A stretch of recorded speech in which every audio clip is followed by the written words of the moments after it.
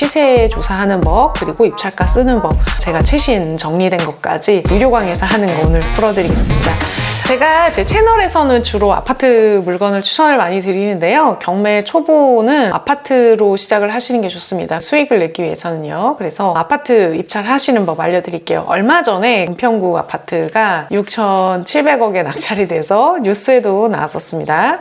입찰가를 쓰실 때 제일 먼저 보시는 게 내가 이거 얼마나 수익을 봐야 되지? 얼마 써야 되지? 혹시 높게 받아서 손해보는 거 아니야? 내가 낙찰가보다 더 떨어지는 거 아니야? 이런 생각. 그리고 내가 혹시 권리 분석에 놓친 게 있나? 또 실수한 거 있나? 이런 생각들이 참 많으실 거예요. 보통 경매 물건 중에서 물건에 하자가 있는 경우는 이제 거의 극히 드물고요. 시세를 보실 때 좀 어려운 것 같습니다. 오늘 시세 조사하는 법, 그리고 입찰가 쓰는 법, 제가 최신 정리된 것까지 유료 강의에서 하는 거 오늘 풀어드리겠습니다. 정점 에듀폴에는요, 저희 시전반에서 입찰을 가셨다가 이 현장을 보셨어요. 31억에 누가 낙찰을 받고 덤덤하게 나가더라 라고 얘기를 하셨는데, 아마 3억 1,600을 쓰려고 하다가 이제 자리를 좀 잘못 써서 한 자리를 윗자리를 쓰면서 31억을 쓰시게 된 거. 이런 되게 자주 있는 실수예요. 그리고 덤덤하게 갔다라고 했는데 그 다음날 불허가 신청도 하고 의견서도 내고 했지만 받아들여지지가 않았습니다. 은행에서는 그래서 한글로 쓰잖아요. 3억 이렇게. 근데 지금 아직 경매는 그렇게 돼 있지가 않아요. 예전에는 물건의 가격에 비해서 너무 높게 낙찰이 되면은 보증금을 돌려주고 경매를 취소를 했는데, 이거를 이용해서 경매 절차를 계속 방해하는 데에 이거를 악용하셔가지고 최근에는 이거 10배, 100배 낙찰이 되더라도 보증금을 뺏기는 이렇게 됐습니다. 아무래도 좀 실수를 하지 말아야지 될 것 같아요. 이것도 되게 유명한 사건인데요. 1억짜리 아파트를 9,800만 원에 낙찰을 받고 싶어 하셨던 것 같은데 1,111억에 낙찰을 받으신 거예요. 이거는 이제 어떻게 된 거냐면은 자릿수 옮겨서 크게 쓸까봐 그 칸을 이렇게 빗금으로 막으셨는데, 이걸 법원에서 다 일로 보면서 1,111억에 낙찰된 걸로 인정이 됐던 사건입니다. 차순위도 안 받았고 이걸로 인정이 돼요. 그래서 자기 상식대로 이렇게 하시면 안 됩니다. 깔끔하게 숫자를 쓰셔야 되고 그래요. 이게 최근 사건입니다. 6억 7천원에 쓰려고 했던 입찰자가 공을 좀 하나 정도 더 쓰는 거는 좀 자주 봤는데, 이렇게 여러 개 쓰시는 건 저도 좀 처음 봤어요. 6,700억의 낙찰이 됐습니다. 그래서 이런 실수들을 좀 하지 말으셔야 돼요. 자, 일단은 정확한 시세를 조사하셔야 됩니다. 이런 말도 안 되는 실수를 일단 하지 말아야 되고, 시세를 정확하게 아셔야 되는데, 어떤 아파트가 있을 때 이 아파트의 최저가격, 네이버에서 나오는 최저가격을 가지고 내가 입찰가를 쓰려고 하시면은, 자, 이 아파트 입찰가 쓰는 거를 한번 이제 샘플로 같이 한번 볼 건데요.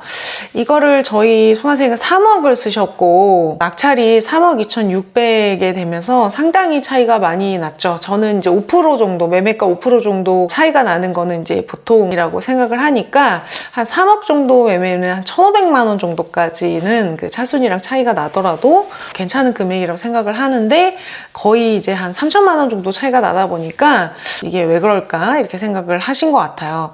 이 법원에서 차순위를 불러주는 법원이 있고 안 불러주는 법원이 있어서 경매 정보지에는 법원에서 안 불러주면 알 수가 없습니다. 그래서 이렇게 표시가 되고요.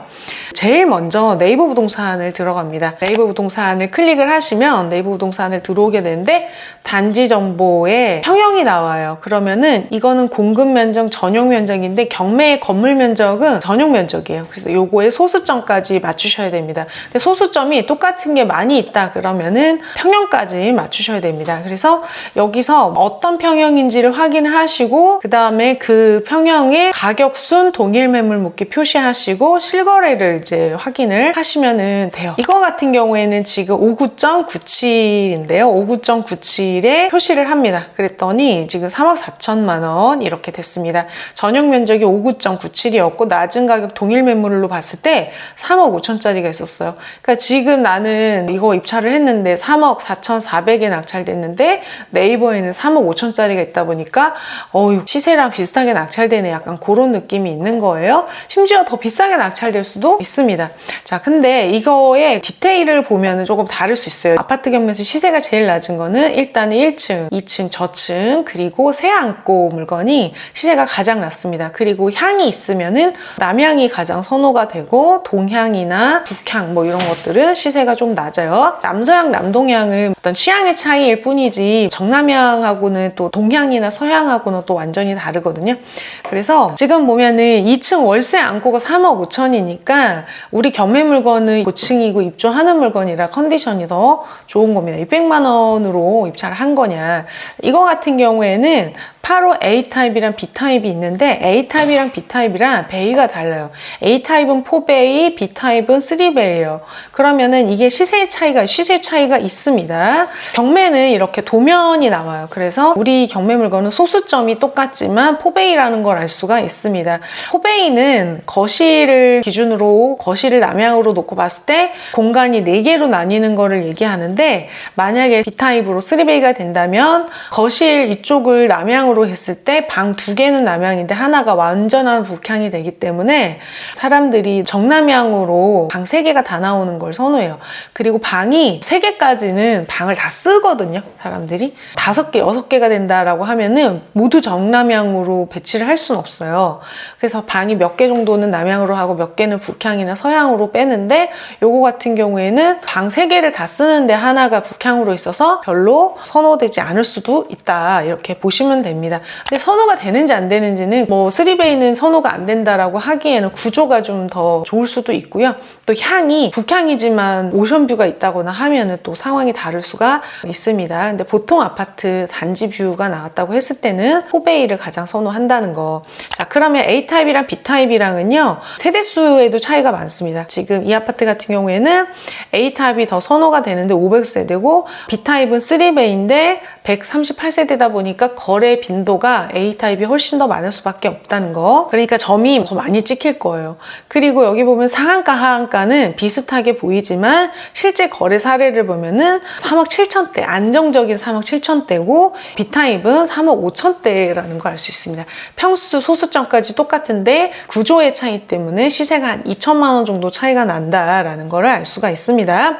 자, 그러면 우리 경매 물건은 뭐였냐면은 경매 물건은 A타입이었어요. 그러니까 시세가 3억 5천은 B타입이거든요. 3억 6,800. 요게 A타입 경매랑 비슷한 시세라고 볼 수가 있는 겁니다. 그래서 3억 6,800짜리를 3억 4천 정도의 낙찰을 받은 거다. 이렇게 생각을 하시면 될 것 같습니다. 그래서 낙찰자가 3억 5천짜리를 600만 원 싸게 받은 거는 아니다. 자, 이런 디테일의 어떤 차이가 있는데, 시세의 차이가 있는데 이거를 감안을 하지 않고 그냥 제일 낮은 거 순으로 해서 입찰을 해버리시면은 반드시 폐차를 하실 겁니다. 차이가 3억대 이 정도는 1, 2천만 원 차이가 크거든요. 3억대에 저희가 입찰을 하면은 수익 3천만 원을 목표로 입찰을 하기 때문에 2천만 원 차이는 아주 큽니다. 자, 이런 거 또 입찰하시면 안 됩니다. 이거 같은 경우에는 월곶 풍림아이원 아파트인데요.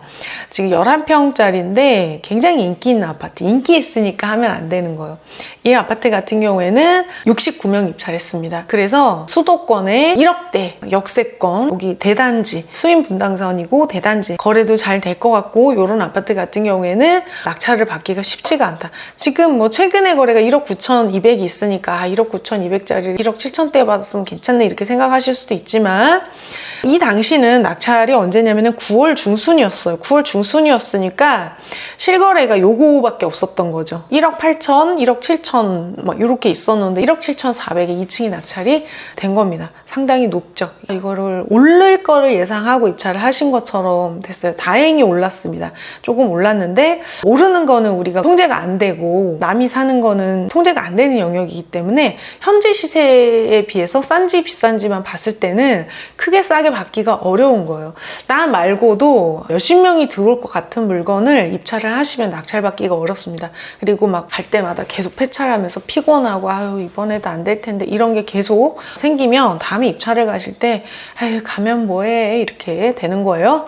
자, 목동동 8단지 이런 거를 입찰을 하셔야 됩니다. 한 3명이 입찰했어요. 3억대고 일단 금액을 높여야 됩니다. 우리가 입찰할 때 금액을 높여야 되고 999 이런 숫자는 쓰시면 안 됩니다. 999 이거는 낙찰을 안 받겠다는 뜻이에요. 뭐를 넘기고 싶지 않다는 어떤 집념을 보이는 숫자들은 폐차를 많이 하고요. 이거 같은 경우에는 파주구, 외곽이고 대형이라서 굉장히 사람들이 경매로 입찰할 때 보수적으로 입찰합니다. 파주 구축 아파트가 오를 거라는 생각을 하지 않아요. 그리고 경매 입찰자 중에서 매매 사업자 단타하실 분들은 건물분의 부가세가 전용 면적 8호 이상은 건물분의 부가세를 내기 때문에 아예 8호 이상을 입찰을 안 하시는 분들이 많거든요. 그래서 건물 면적이 8호 이상인 외곽 같은 경우에는 현저하게 싸게 낙찰됩니다.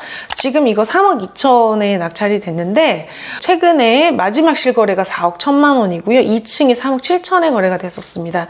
근데 이게 지금 3층이 3억 2천이니까 많이 싸게 낙찰이 된 거죠. 그리고 지금 3층이 호가 3억 8천, 그리고 그거보다 저층은 3억 9천에 있어요. 그러니까 3억 2천이면은 충분히 수익이 나는 금액으로 낙찰을 받으신 거죠. 3억 2천이면은 종잣돈 6천에서 7천만 원 정도 사이로 도전을 해보실 수 있는 물건인데 지금 호가 대비해서 3억 9천 대비해서는 7천만 원을 싸게 낙찰된 거니까 세전 수익이 100%라고 볼 수가 있습니다. 이렇게 1억대보다 더 높은 금액을 하실 수 있는 분들은 1억대를 입찰하시면 안 되고 외곽 이런 걸 입찰해야지 현재 시세에 비해서 많이 싸게 낙찰이 됩니다. 근데 만약에 이거를 장기간 갖고 간다라고 했을 때 오를까 여부는 불투명해요. 경매 단기 매도를 목적으로 얘기를 드리는 겁니다. 자, 이거 같은 경우에도 시흥 은계 호반 서밋인데요.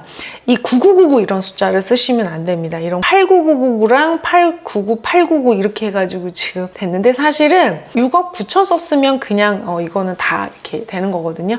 그래서 이렇게 9999로 쓰지 말고 9999 쓸 거면 다음 자리를 그냥 넘기는 게 좋다. 왜냐하면 남들이 9999를 많이 쓰기 때문에 그렇습니다.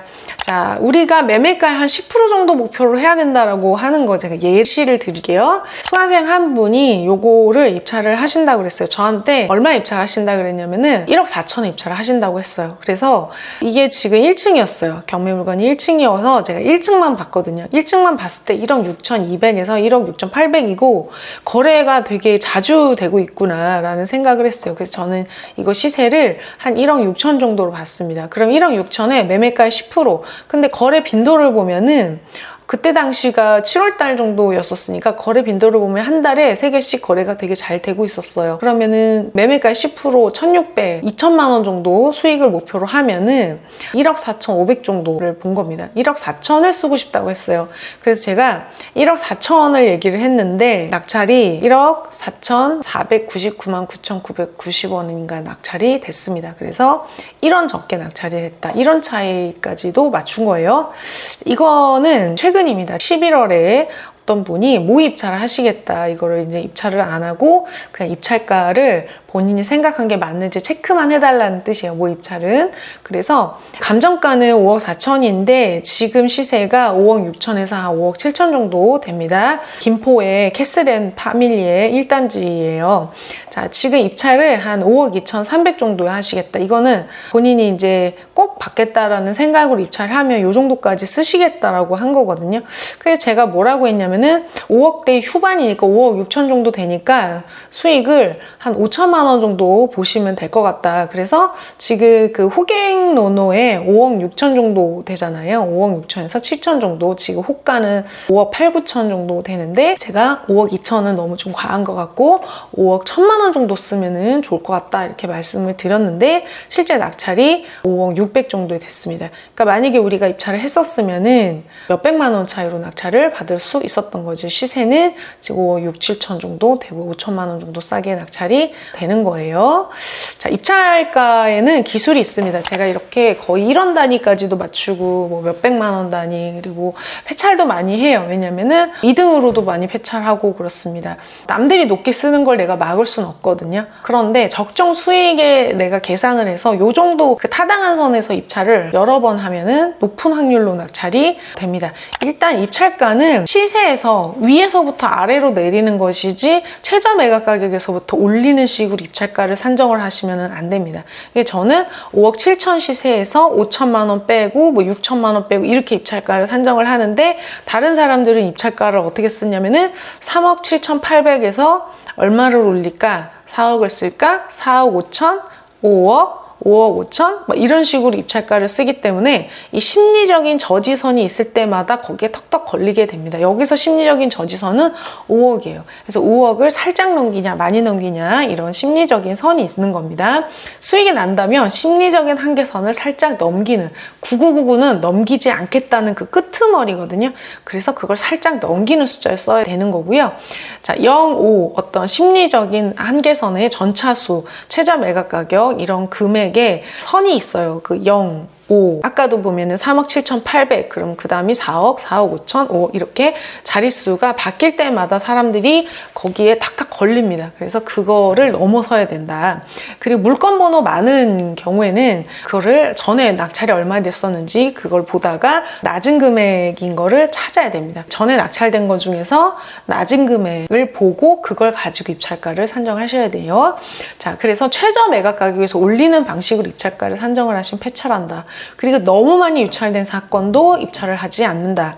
그다음에 최근 낙찰 사례를 되게 분석한다라고 이렇게 룰을 세우시면 됩니다. 이게 아까 그거예요. 1원 차익. 이분이 저한테 당황동 대우아파트 입찰하실 때 시세를 1억 6,500으로 받고 입찰가를 1억 4천의 심리적인 선을 넘긴다고 쓰신 거예요. 근데 저는 이제 500을 넘겨야 될 것 같다. 왜냐하면 수익을 너무 크게 받기 때문에 1억 6,500짜리를 지금 수익을 2,500을 보려고 했기 때문에 4,500 정도를 쓰면 좋을 것 같다 라고 말씀을 드렸는데 실제로는 1원 차이로 1억 4,499만 9,999원 이거는 1억 4,500을 넘기고 싶지 않은 그 심리적인 저지선을 굉장히 극명하게 보여준 이런 차이로 폐찰해요. 이렇게 입찰하시면. 근데 우리 수강생은 이걸 입찰을 안 하셨습니다. 사정이 있어서 입찰은 안 하셨지만 어쨌든 선생님의 입찰가는 이제 거의 이제 정확하구나 라는 거를 아실 수가 있었을 거예요. 그리고 남들이 그 찝찝해하는 것들, 초보들이 찝찝해하는 거, 선생님 되게 찝찝해요. 거래가 원활하지가 않아요. 역과 거리가 멀어요. 이 모든 것들은 다 실거래에 반영이 되어 있습니다. 그리고 입찰자가 많을 것 같아요. 그래서 제가 이거는 입찰자가 많을 거다. 왜냐면 너무 많이 유찰이 됐다. 그래서 지난번에 들어갔어야 된다라고 말씀을 드렸었는데 이거예요. 비산동 레미안. 이게 시세가 8억대 후반이요. 거의 9억에 가까운데 7억 4천일 때 아무도 입찰을 안 했어요. 그래서 이게 5억 9천까지 떨어진 거예요. 그러니까 19명이나 들어가서 낙찰이 결국은 전에 차를 넘겨서 되거든요. 그러니까 이때는 최저 매각 가격으로 썼어도 낙찰이 됐는데 유찰이 너무 많이 되니까 차순위도 7억 4천을 쓸 정도로 입찰가가 올라간다. 그래서 지나친 유찰이 되는 물건은 아예 입찰을 가지 말아야 됩니다. 그 전에 가야 됩니다. 할 거면. 요것도 지지난주에 제가 추천을 드렸는데 사실은 낙찰 받기가 어렵다는 거는 알고 있었어요. 그래도 생각보다 많이 싸게 낙찰됐습니다. 20년대에 한번 낙찰이 됐었다가 이때는 시세가 10억이었어요. 근데 시세가 떨어졌죠. 지금 시세가 8억대입니다. 지금 7억 2천에 낙찰이 됐는데 10월 15일에는 최저 매각 가격 6억 1,500이었는데 아무도 입찰을 안 해서 갑자기 40명이 가신 거예요. 이거를 이제 저희 그 댓글에 막 추천을 많이 했다고 하시더라고요. 저는 다른 경매 유튜브를 안 보거든요. 뭐 시간이 없기도 하고 괜히 보고 따라한다 소리 듣고 싶지가 않아서 그냥 아예 안 봐요. 볼 시간이 없기도 하고. 근데 이제 댓글로 이 물건을 많이 추천을 하셨다고 하더라고요. 물건이 너무 멀쩡한데 유찰이 됐고 막 4억대니까 되게 매력적인 물건이에요. 근데 낙찰을 받기가 어려운 물건입니다. 원래 이런 물건은 유찰이 너무 많이 됐기 때문에. 그래서 아파트는요 여러분 70%대에 거의 낙찰이 돼요. 50%대까지 떨어져도 결국 낙찰은 70%대에 돼요. 그래서 70%대 입찰을 하셔야지 됩니다. 그때 싸게 받으셨어요. 뭐 전길 6억대 받았으면 더 좋았겠지만 어쨌든 7억도 굉장히 좋은 가격이다. 지금 호갱노노 샘플 되는 가격이 8억 2천이니까 한 7억 정도 싸게 받으셨어요. 보면은 지금 이게 한 8억대니까 8천만 원 거의 1억 정도 싸게 낙찰이 된 겁니다. 근데 저는 텐텐 법칙이라고 해요. 매매가 10%를 목표로 한 10번 정도 입찰을 하면 낙찰이 된다. 그리고 외곽이다. 그러면은 조금 더 싸게 입찰하시고, 대형이다 그럼 조금 더 싸게 입찰하시고, 만약에 매각 물건이 재매각이다, 누가 한번 낙찰 받았었다 그럼 조금 더 내리고, 물건 번호가 많다 그래도 내리고, 시세를 알기 어렵다 그래도 입찰가를 조금 내리시면은 조금 낙찰 확률이 되게 높습니다. 그래서 입찰가는 내가 입찰을 하려고 하는 지역의 금액대의 그 낙찰가를 지켜보시는 거예요. 사람들이 돈이 정해져 있거든요. 그러면은 내가 입찰을 하려고 하는 그 금액대가 시세에 비해서 얼마나 싸게 낙찰되는지 지켜보시고 입찰을 하시면은 도움이 되실 겁니다. 자, 오늘 영상 도움이 되셨다면 구독, 좋아요, 댓글 부탁드리고요. 12월 22일에는 제가 일요일에 경매 원데이 특강을 할 겁니다. 그래서 하루 만에 경매 그냥 끝내시고 싶으신 분들은 댓글에 있는 신청 해주시면 오프라인으로 강의 들으실 수 있습니다. 6시간 정도 강의를 하고요. 3시간 강의하고 1시간 정도 같이 식사하고 3시간 정도 강의해서 6시간으로 경매 권리 분석을 끝내는 강의입니다. 12월 22일 아마 서초동에서 하게 될 겁니다. 자세한 내용은 공지 봐주시고요. 오늘 영상 좋으셨다면 구독, 좋아요, 댓글 부탁드릴게요.